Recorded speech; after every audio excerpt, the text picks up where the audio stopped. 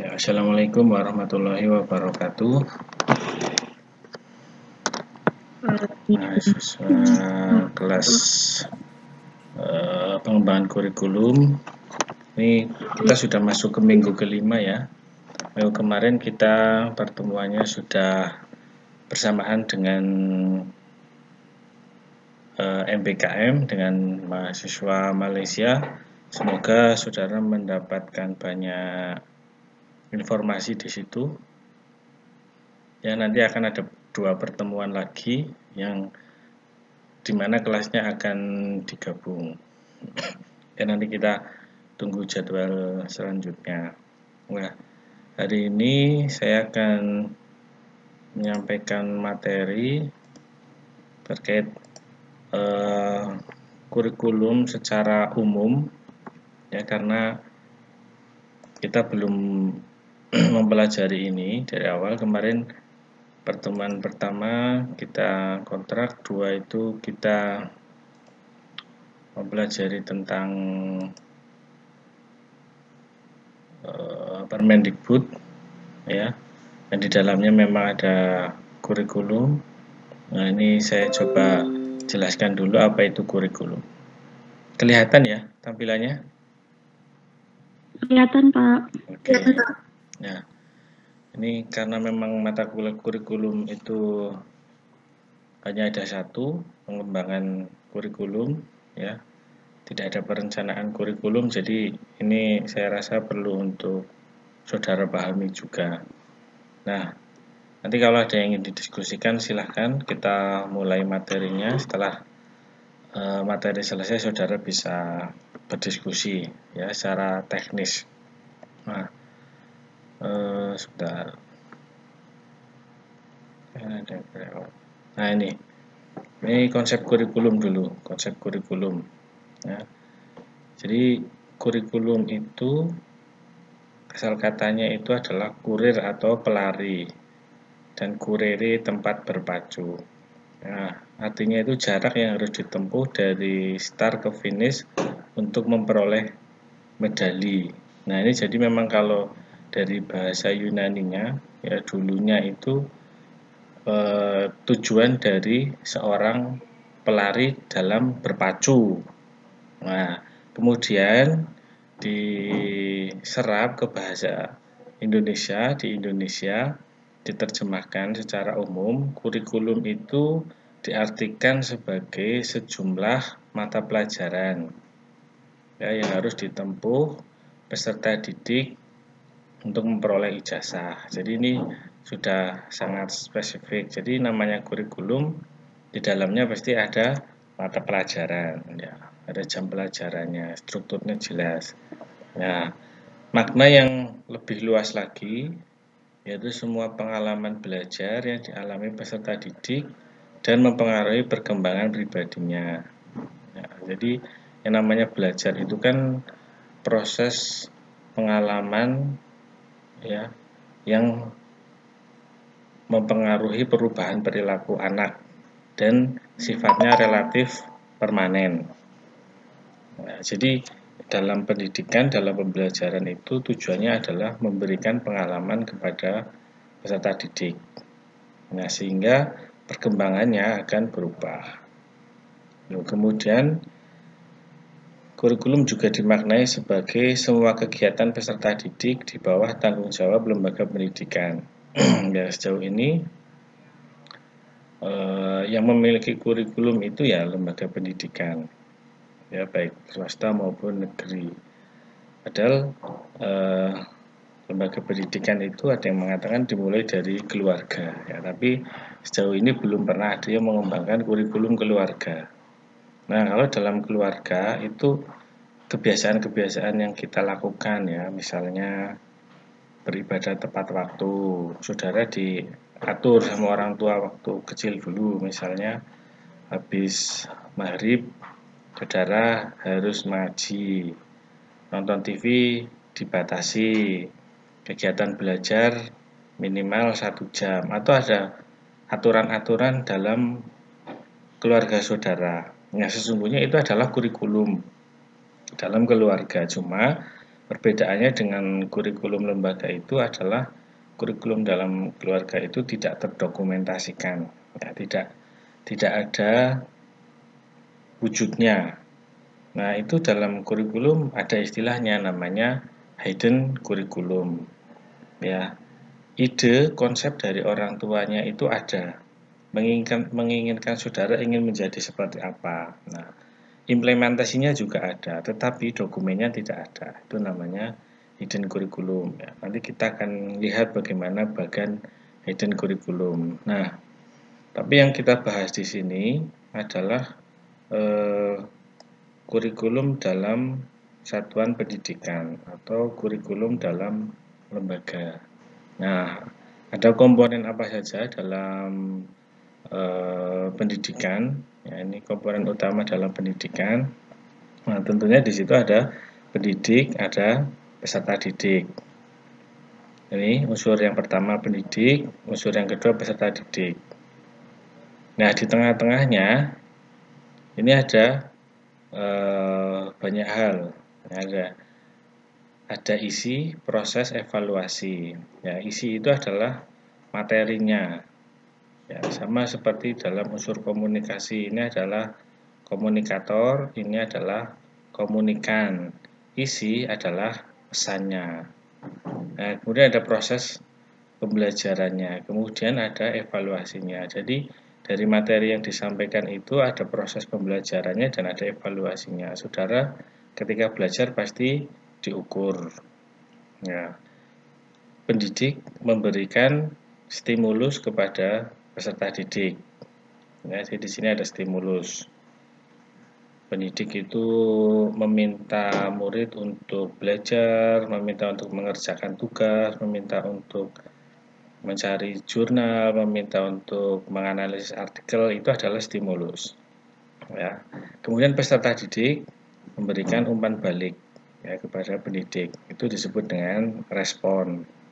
Ya, dari peserta didik kepada pendidik itu namanya respon. Berarti di sini saudara yang mengerjakan tugas, mengikuti perkuliahan, ya, kemudian menganalisis artikel dan seterusnya. Nah, terkait dengan apa? Terkait dengan materi yang dibahas. Ya, terkait dengan materi kuliah. Di dalamnya ada isi, proses, evaluasi. Ya, jadi antara pendidik dan peserta didik itu ada unsur interaksi dan pendidikan. Ya. Pendidikan itu berarti usaha mendidik, ya, memberikan pengetahuan kepada peserta didik dengan menggunakan hati nurani. Yaitu bedanya pendidikan dengan pelatihan. Nah, saudara harus bisa membedakan itu. Kalau pendidikan itu ada unsur karakternya, ada unsur moralnya, ada unsur hati nuraninya. Ya, karena mendidik itu dengan hati nurani, tapi kalau pelatihan itu lebih cenderung kepada skill saja. Nah, makanya output dari pendidikan itu adalah orang berbudi, ya, orang berkarakter mulia, orang baik. Itu tujuan akhir dari pendidikan. Tapi tujuan akhir dari pelatihan adalah keterampilan. Makanya yang dikaji dalam pendidikan itu tentunya luas, ya, bukan hanya keterampilan saja, tapi ada daya pikirnya, ada karakternya. Nah, di situ antara isi, proses, dan evaluasi tujuannya adalah tidak lain adalah untuk mencapai tujuan pendidikan. Nah, tujuan pendidikan apa ya? Kita lihat di Undang-Undang Dasar, yaitu untuk mencerdaskan kehidupan bangsa. Nah, itu diturunkan lagi menjadi ya tujuan lembaga pendidikan, kemudian diturunkan lagi menjadi tujuan mata pelajaran, atau diturunkan lagi menjadi standar kompetensi atau kompetensi dasar. Makanya ketika kita setiap kuliah, kalau saudara cermati dalam RPS, ya, itu pasti ada standar kompetensi atau kompetensi dasar. Nah, itu adalah tujuan yang diharapkan dari perkuliahan. Begitu juga saudara ketika besok menyusun RPPH, rencana pelaksanaan pembelajaran harian untuk lembaga PAUD, ya, di dalamnya juga terdapat indikator standar kompetensi dan kompetensi dasar yang harus dicapai oleh seorang anak setelah melewati hari itu, setelah melewati pembelajaran hari itu adalah tujuan pendidikan. Nah, di antara interaksi ini, ya, antara pendidik, peserta didik, materi, tujuan pendidikan itu terbentuk dalam sebuah lingkungan. Ya, di sini ada lingkungan yang mempengaruhi. Ya, lingkungan itu ya bisa alamnya, sosialnya, budayanya, politiknya, ekonominya, religinya. Nah, kalau kita lihat kemarin, kalau kita mengingat kemarin minggu yang lalu, kalau saudara mengikuti sampai akhir itu, bahwa kita di kurikulum 2013, ya, kurikulum PAUD saat ini, setiap lembaga harus memiliki ciri khas, ya, harus memiliki identitas sendiri-sendiri. Ya, kita berangkat dari pedoman yang sama. Ya, kita berangkat dari 8 standar nasional pendidikan. Ya, saudara harus ingat tuh, karena juga itu keluar dalam ujian. Kita ada 8 standar nasional pendidikan, ya, 8 SNP. Ya, 8 SNP itu sebagai patokan untuk mengembangkan pendidikan setiap lembaga. Nah, lembaga itu harus memiliki ciri khas. Ya, bisa dilihat dari alamnya, sosialnya, budayanya, politiknya, ekonominya, religinya. Tapi sejauh ini kita banyak melihat lembaga PAUD yang identik dengan religinya. Jadi sekolah berbasis IT, ya, Islam terpadu itu kan banyak sekali. Nah, itu ciri khas mereka. Bisa juga ada sekolah berbasis alam, tapi yang sosial, budaya, politik, ekonomi belum banyak kita lihat. Ya, barangkali besok saudara akan mengembangkan sekolah berbasis budaya, itu juga bagus. Ya, atau itu terintegrasi dalam sekolah itu. Ya, itu ya. Jadi itu komponen utama dalam pendidikan. Nah, selanjutnya kita kembali ke konsep kurikulum. Jadi dari pengertian kurikulum tadi ada 4 dimensi pengertian atau konsep kurikulum. Nah, kurikulum sebagai ide, kurikulum sebagai rencana, kurikulum sebagai aktivitas, dan kurikulum sebagai hasil. Kurikulum sebagai ide adalah sebuah isi dari pembelajaran. The content of instruction. Ini pendapatnya dari Henry Morrison. Ya, kurikulum sebagai ide berarti ketika saudara memiliki angan-angan, wah besok saya berencana melakukan pembelajaran dengan model seperti ini. Itu ide. Ya, masih dalam angan-angan. Masih dalam otak saudara. Kemudian Hilda Tabal mengatakan ada juga kurikulum itu sebagai rencana. Itu adalah turunan dari ide. Kurikulum is a plan for learning, rencana pembelajaran. Nah, kalau ini sudah dituangkan, nah, rencana itu sudah dituangkan dalam bentuk tulisan. Ya, sudah dibuat RPPH-nya, sudah dibuat RPPM-nya, ya, sudah dibuat program semesternya, sudah dibuat program tahunannya. Nah, atau kalau kami di perguruan ya berarti sudah dibuat RPS-nya, sudah dibuat silabusnya. Nah, sudah tertulis ya. Jadi kalau ide itu belum tertulis, masih angan-angan. Ya, kalau rencana itu sudah tertuang. Nah, kemudian kurikulum yang ketiga itu sebagai aktivitas. All of the activities that are provided for students. Semua aktivitas yang disediakan untuk murid. Ya, ini pendapatnya dari Harold Alberti tahun 53. Jadi memang rujukan kurikulum itu lama-lama ya kita ya. Karena ini adalah buku induknya. Ya. Jadi ada kurikulum sebagai aktivitas, artinya ketika kita melakukan pembelajaran di sekolah, lembaga PAUD, baik dengan model sentra, area, pojok, sudut, dan seterusnya. Ada aktivitas anak ya, misalnya anak aktivitas menggambar, aktivitas mendengarkan cerita, aktivitas bermain fisik, aktivitas bermain motorik, ya itu juga bagian dari kurikulum. Nah, kemudian dimensi yang terakhir adalah kurikulum sebagai hasil. Ya, plan for achieving intended learning outcome. Jadi rencana untuk mengukur hasil dari pembelajaran, yaitu on-road dan on-road. Nah, jadi output dari sebuah pembelajaran itu juga kurikulum. Ya, saudara jadi pandai berbicara, saudara pandai menulis, saudara pandai menghargai orang, itu juga hasilnya. Jadi dimensi kurikulum itu bisa dimulai dari idenya, dari angan-angannya, kemudian dituangkan dalam sebuah rencana pembelajarannya, ya, RPPH-nya, kemudian dilihat dari kegiatan pembelajarannya, kemudian hasil yang diperoleh oleh anak. Gitu ya. Jadi ketika kita berbicara kurikulum, ya konteksnya luas. Kurikulum berarti apa ya? Ya kita bisa mengungkapkan idenya kita. Misalkan saya minta saudara silahkan,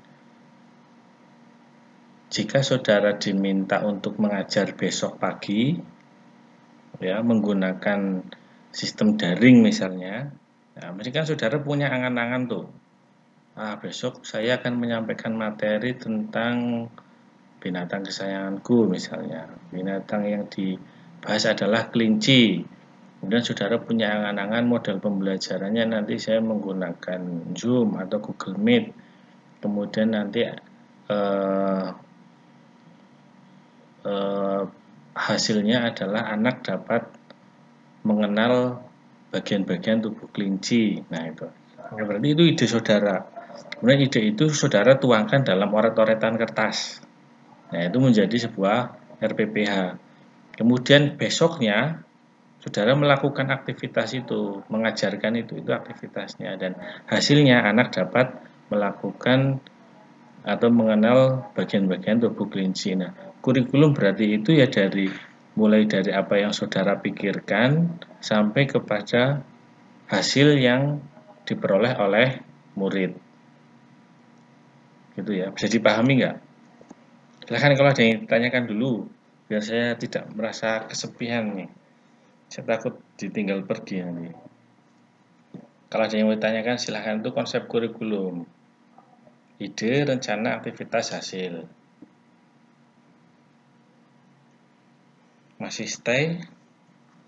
Masih, Pak. Masih, Pak. Bisa diterima ya? Atau Pak, ada yang mau ditanyakan dulu? pun paham, Pak. Paham ya. Nah, jadi kalau saudara diminta untuk kembangkanlah kurikulum yang berkearifan lokal di tempat tinggal saudara untuk anak usia dini. Berarti saudara akan memulai dari mana?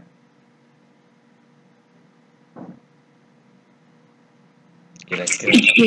Ya, berarti cari ide. Dari ide ya. Berarti saudara akan memikir dulu, tempat tinggal saya itu ciri khasnya itu apa ya? Karakteristik kebudayaan daerah saya itu apa ya? Saudara itu mikir dulu kan? Nah, itu idenya.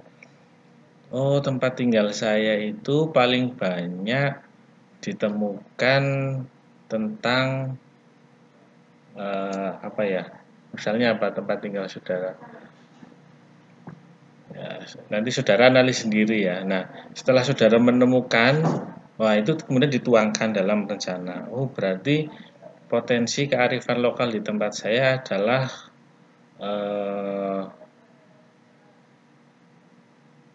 misalnya saudara akan mengangkat tentang ya, daerah pesisir itu ya. Misalnya daerah pesisir itu ada apa saja, tambak misalnya. Di tambak itu ada bandeng misalnya. Ya, berarti saudara punya ide, berarti rencananya berarti saudara akan mengembangkan kurikulum berkearifan lokal khususnya tentang bandeng. Nah, berarti saudara akan menyusun di situ. Nah, rencananya itu anak itu ketika mempelajari bandeng itu dapat apa saja. Cara berkembangbiakan bandeng, kemudian olahan bandeng, kemudian manfaat bandeng, kemudian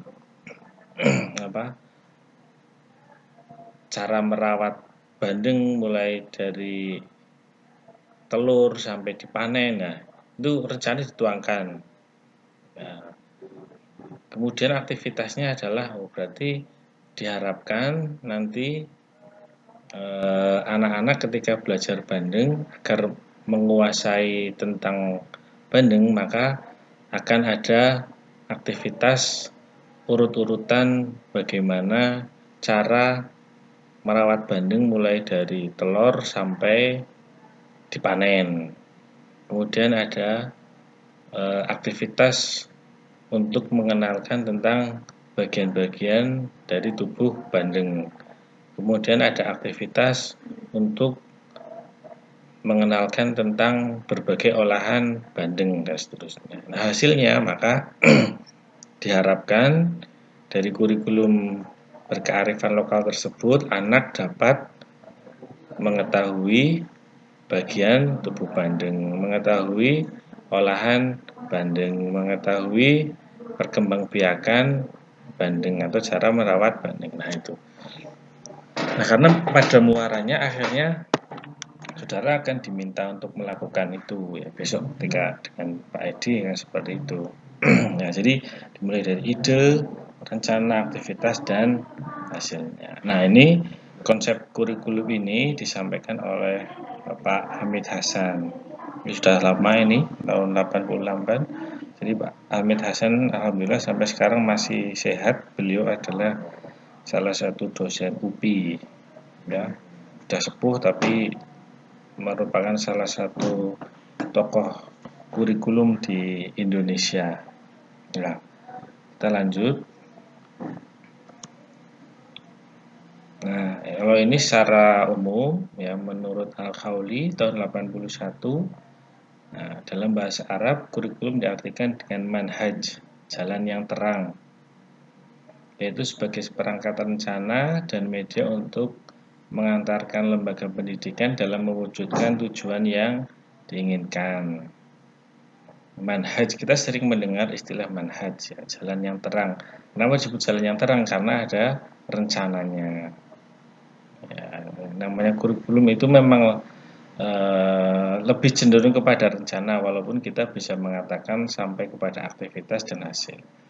Nah, kemudian kalau kita melihat dari Undang-Undang Sistem Pendidikan Nasional Nomor 20 Tahun 2003, kurikulum diarahkan pada seperangkat rencana dan pengaturan mengenai tujuan, isi dan bahan pelajaran, serta cara yang digunakan sebagai pedoman penyelenggaraan kegiatan pembelajaran untuk mencapai tujuan pendidikan. Ini pernah kita bahas ya, kemarin. Baik, saya lanjutkan. Kemudian ini ada pengertian dan dimensi kurikulum. Ya, seperangkat program pendidikan yang direncanakan dan dilaksanakan untuk mencapai tujuan pendidikan. Nah, ada ini kita bahas kembali kurikulum sebagai ide. Wujudnya apa? Buah pikiran atau gagasan yang bersifat konseptual. Nah, yang paling mahal dari kurikulum itu ya di sininya ya, kurikulum sebagai ide. Ya. Kalau kita kan sekarang sedang tren istilah kurikulum merdeka belajar. Wah, itu yang pencetus yang utamanya itu tentunya sangat bangga dengan adanya kita orang Indonesia sekarang mayoritas menggunakan kurikulum merdeka belajar. Kok bisa kepikiran gitu ya, punya ide merdeka belajar. Merdeka belajar itu artinya setiap siswa itu ya, kalau kita melihat dari filosofinya Ki Hajar Dewantoro itu setiap siswa itu bebas untuk belajar sesuai dengan potensinya, keinginannya.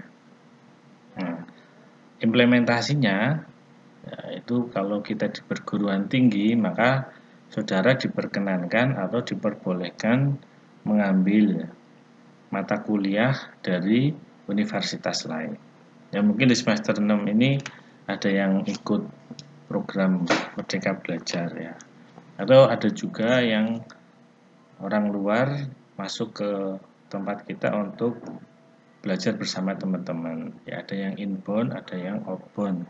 Kalau kita yang keluar itu outbound. Kalau mereka yang datang itu inbound. Nah, itu kurikulum sebagai ide ya. Buah pikiran atau gagasan yang bersifat konseptual, kemudian dari ide itu dituangkan sebagai sebuah rencana, maka sudah ada produknya.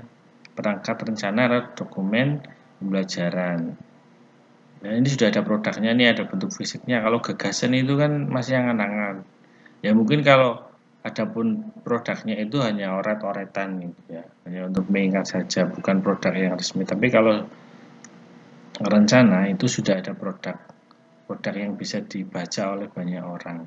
Nah, kemudian sebagai proses yang sudah terlaksana di lapangan atau bagaimana pembelajaran itu dilaksanakan.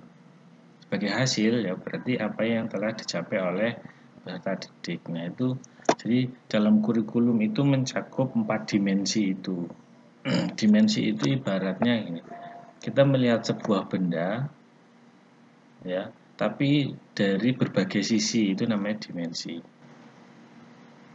Ya. Kita bisa melihat dari atas, kita melihat dari samping kanan, kita melihat dari samping kiri, kita melihat dari bawah, itu dimensi. Nah, begitu juga ketika kita melihat kurikulum, ya berarti kita melihat idenya, kita melihat rencananya, kita melihat prosesnya, kita melihat hasilnya. Nah, pada dasarnya konsepnya adalah ada 4 ini, tapi yang kita banyak dipelajari di Indonesia, kurikulum itu lebih cenderung sebagai sebuah rencana. Nah, ini bisa kita lihat dari pendapat pengertian di Undang-Undang Sistem Pendidikan Nasional ya. Kurikulum itu diarahkan sebagai rencana. Itu kan berarti lebih cenderung masuk ke dimensi yang kedua. Ya. Tapi kan tentunya rencana itu akan dilaksanakan dan akan ada evaluasinya, dan rencana itu diperoleh dari ide. Ya, kalau dimensinya ada 4, cuma kalau secara konsep ya lebih cenderung kepada rencana. Ya. Yang saudara kembangkan pun besok ya tentunya hanya rencana saja, saudara tidak sampai proses atau hasil.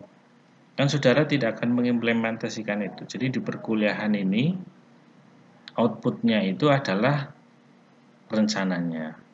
Misalnya tadi saudara diminta untuk mengembangkan kurikulum yang berkearifan lokal. Nah, kan sudah sampai pada rencana saja, saudara tidak diminta untuk ya sudah silahkan diimplementasikan. Nah, saya rasa tidak sampai situ. Ya. Atau mungkin sampai situ ya tidak tahu ya, nanti tergantung dari Pak Edi, barangkali saudara masih memiliki banyak space waktu ya. Setelah kurikulum saudara buat dalam bentuk dokumen, kemudian saudara diminta untuk mengimplementasikan pada salah satu sekolah. Kalau dulu pengalaman saya waktu diajar Pak Edi sih tidak sampai situ. Ya, saya juga dulu waktu kuliah diajar Pak Edi juga untuk mengembangkan kurikulum berkearifan lokal, dan sekarang pun masih sama ya, diminta untuk mengembangkan kurikulum berkearifan lokal. Jadi sebatas pada dokumen saja, tidak sampai kepada implementasi. Nah, tapi pada praktiknya besok ketika saudara menjadi seorang pendidik sungguhan pada suatu lembaga pendidikan, ya saudara harus punya ide sendiri, menuangkan dalam rencana, melaksanakan pada kegiatan pembelajaran atau prosesnya, kemudian saudara akan mengukur keberhasilan dari kurikulum yang diterapkan. Ya, kalau hasilnya mayoritas baik, ya bisa dikatakan kurikulum saudara berhasil. Ya, tapi kalau mayoritas tidak baik, ya berarti harus ada evaluasi terhadap kurikulum. Nah, maka dari itu mengapa kurikulum itu selalu berubah-ubah, ya, selalu disempurnakan, ya karena kebutuhan zaman juga berubah. Ya. Hasil yang diharapkan dari seorang pendidik itu juga berubah. Ya. Jadi kan tujuan kita sekolah, tujuan kita belajar kan agar dapat hidup di masyarakat sesuai dengan kondisi masyarakat sekarang ini, ya kan? Artinya sekolah harus mengikuti bagaimana masyarakat berkembang, pendidikan harus mengikuti bagaimana masyarakat berkembang. Sekarang yang dibutuhkan adalah kompetensi tentang communication skill misalnya. Sekarang yang dibutuhkan adalah kompetensi tentang kerjasama. Sekarang yang dibutuhkan adalah kompetensi tentang problem solving. Nah, itu di pembelajaran abad 21, pendidikan itu harus menghasilkan murid yang mampu berkomunikasi, mampu memecahkan masalah, mampu bekerja sama. Nah, maka pendidikan harus menciptakan anak-anak yang seperti itu. Nah, kompetensi itu tidak digaung-gaungkan dulu waktu sebelum zaman teknologi. Ya, dulu orang sekolah tujuannya untuk bekerja saja. Nah, maka tujuan sekolah saat itu ya hanya untuk menghasilkan tenaga kerja. Kemudian zaman berubah lagi, zaman berubah lagi, zaman berubah lagi. Maka pendidikan terus mengikuti apa yang dibutuhkan oleh zaman, itulah yang dibentuk kepada anak.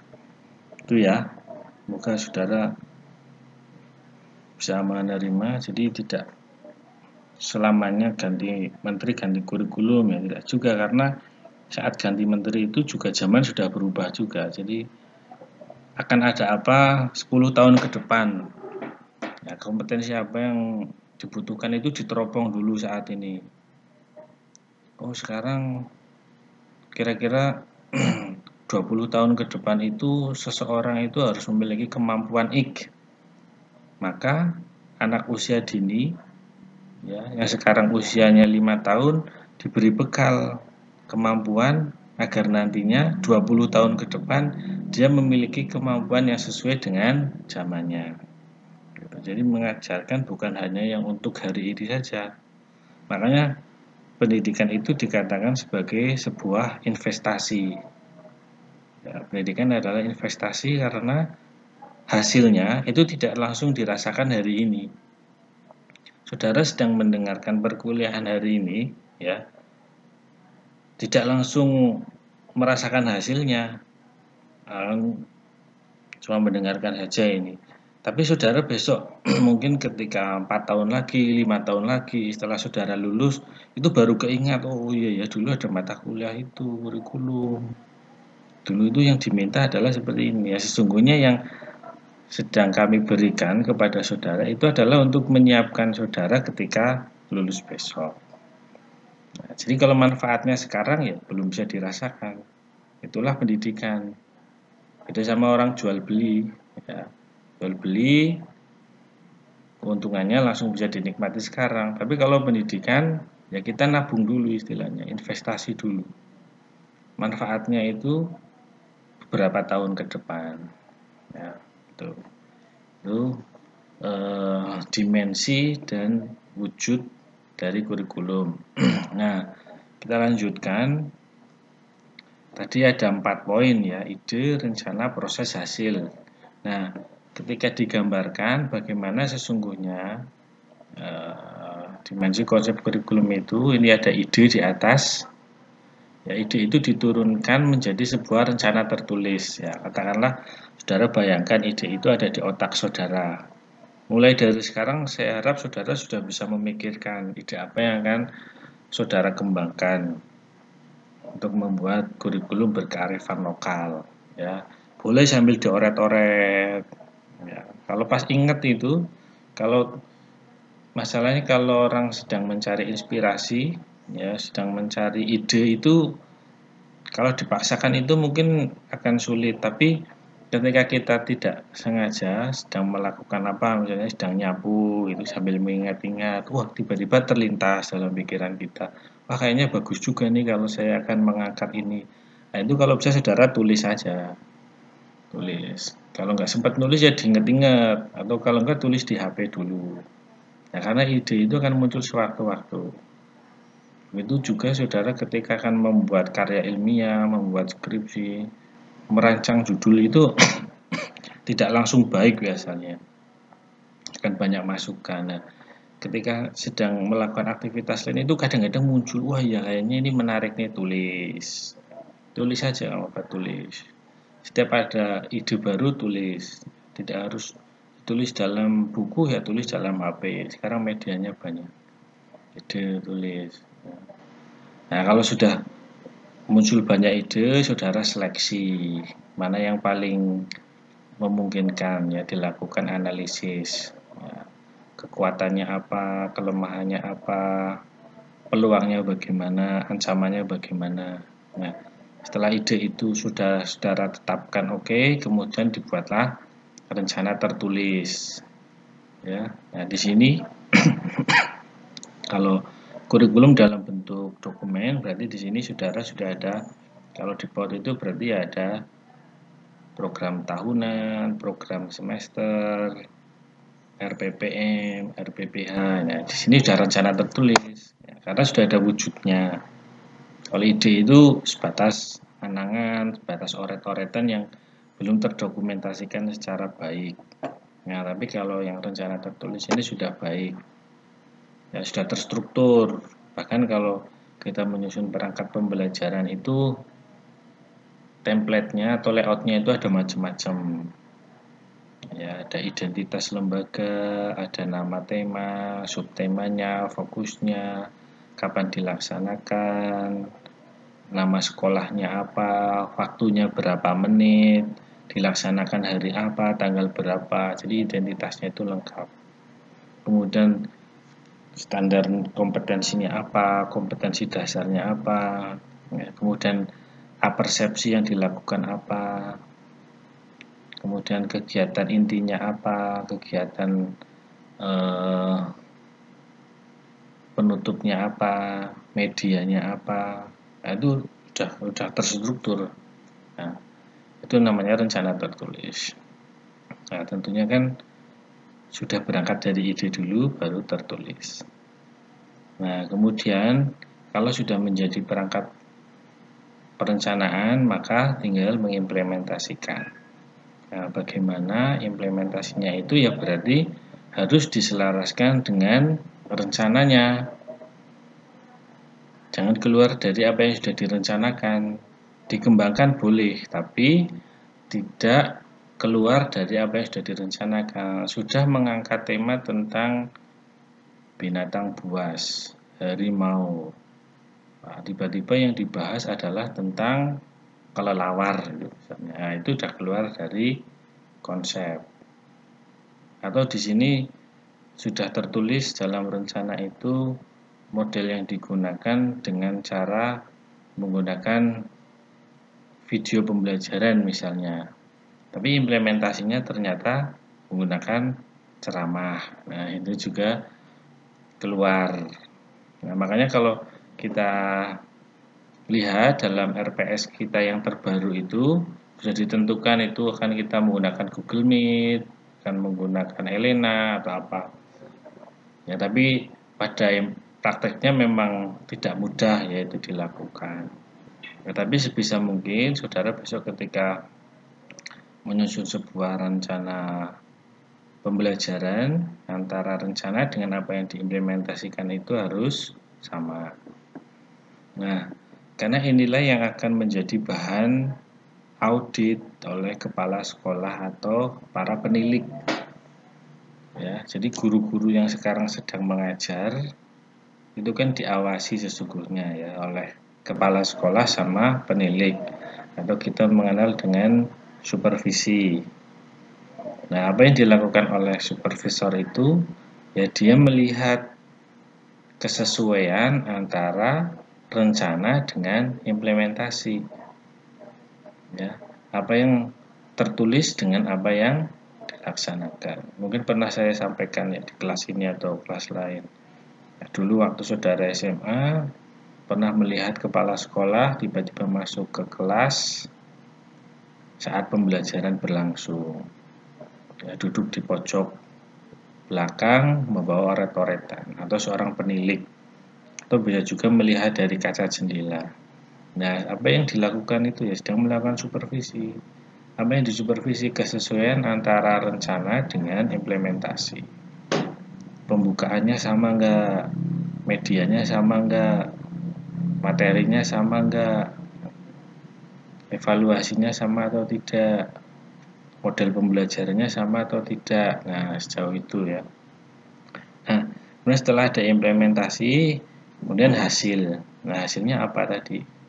Anak dapat mengetahui bagian tubuh bandeng. Anak memiliki keterampilan melipat. Anak memiliki kemampuan untuk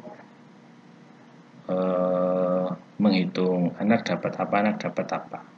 Jadi disesuaikan dengan kompetensi dasar atau standar kompetensi hasil. Nah, namun ada juga beberapa ide atau program yang dia itu tidak tertulis, tetapi program itu langsung dilaksanakan. Tadi yang saya katakan misalnya dalam lingkungan keluarga, dulu waktu saudara kecil mungkin ada beberapa aturan dalam rumah yang itu tidak tertulis tapi harus dilaksanakan. Nah, misalnya mandi harus 4:30 harus sudah mandi. Nonton TV itu harus di atas jam 8 misalnya kalau hari Minggu. Setiap habis maghrib harus mengaji. Nah, itu kan tidak ada aturan tertulisnya tapi itu ternyata dilaksanakan. Nah, itu namanya hidden curriculum. Nah, atau kalau dalam lingkungan sekolah apa hidden curriculum? Ya, misalnya seorang murid ketika bertemu dengan gurunya mengucapkan salam atau bersalaman, ya. Atau ketika berjalan di depan orang yang lebih tua, maka diminta untuk menundukkan badan sedikit. Ya, itu kan tidak tertuang dalam rencana, tapi itu dilaksanakan. Nah, itu namanya hidden curriculum. Nah, jadi hidden curriculum itu memang lebih cenderung kepada hal-hal yang lebih bersifat emosional ya. Jadi lebih kepada hal-hal yang bersifat karakter. Ya itu. Ada kompetensi inti. Kemarin kita sudah mempelajari ada kompetensi spiritual, kompetensi pengetahuan, keterampilan. Nah, jadi kalau hidden curriculum lebih kepada spiritualnya. Ya. Tuh, kemudian ide dengan rencana tertulis itu ya harus ideal, potensial kurikulum. Ya, jadi memiliki potensi yang bagus. Garis besar diturunkan dalam GBPP. Garis besar pelaksanaan pembelajaran atau satuan acara perkuliahan atau pembelajaran. Nah, ini keterangan aja ya, intinya seperti itu. Ide, rencana, implementasi, hasil. Nah, dari rencana ke implementasi dia harus aktual atau real kurikulum. Aktual itu berarti mengaktualisasikan, mewujudkan, melaksanakan apa yang sudah direncanakan. Nah, di sini maka disebut pembelajaran. Menuangkan rencana dalam implementasi itu dikenal dengan pembelajaran. Yang sedang kita lakukan ini ya pembelajaran. Pembelajaran itu ya sesungguhnya proses belajar yang sedang dibentuk, diatur sedemikian rupa jamnya, waktunya, harinya, materinya, penilaiannya, medianya, yaitu sudah diatur. Itu namanya pembelajaran. Dalam pendidikan memang harus ada pembelajaran, artinya proses pembelajaran yang terstruktur. Karena kalau tidak terstruktur ya orang bisa saja tidak mau belajar. Ya, gitu. Baik itu dimensi, konsep, kurikulum. Nah, kemudian berbagai konsepsi kurikulum. Ya, konsepsi itu kita bisa mengatakan konsepsi itu cikal bakal. Ya, kurikulum subjek akademis untuk konsepsinya, orientasinya pengembangan pengetahuan dari berbagai disiplin ilmu.